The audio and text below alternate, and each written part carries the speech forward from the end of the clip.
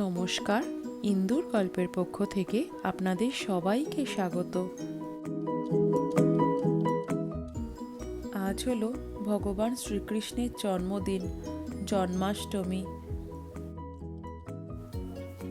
ভাদ্র মাসের কৃষ্ণপক্ষের অষ্টমী তিথিতে শ্রীকৃষ্ণের জন্ম হয়।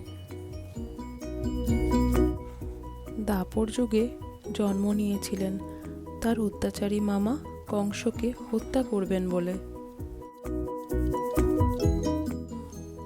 ভগবান শ্রীকৃষ্ণ হলেন পূর্ণ বিষ্ণুর অবতার, সেটা আমরা সবাই জানি।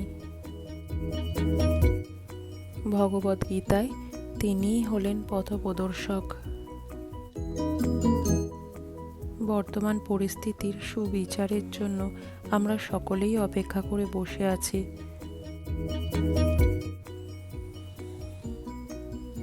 আমার দৃঢ় বিশ্বাস উনিই বিচার করবেন, কারণ ভগবান শ্রীকৃষ্ণ সবসময় দুষ্টের দমন করে এসেছেন। সকালবেলা ভালো করে দুধ গঙ্গা জলে চান করিয়ে নতুন জামা পরিয়ে দিয়েছিলাম। 5 রকম ভাজা, লুচি, মিষ্টি, আটকড়াই দিয়ে ভোগ নিবেদন করেছি।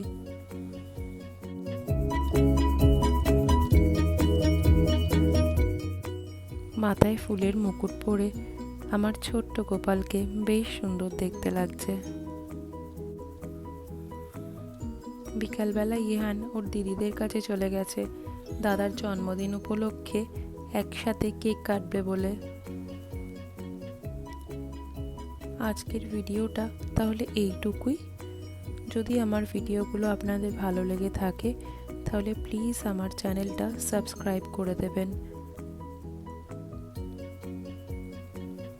আর লাইক, কমেন্ট, শেয়ার করে দেবেন। Thank you.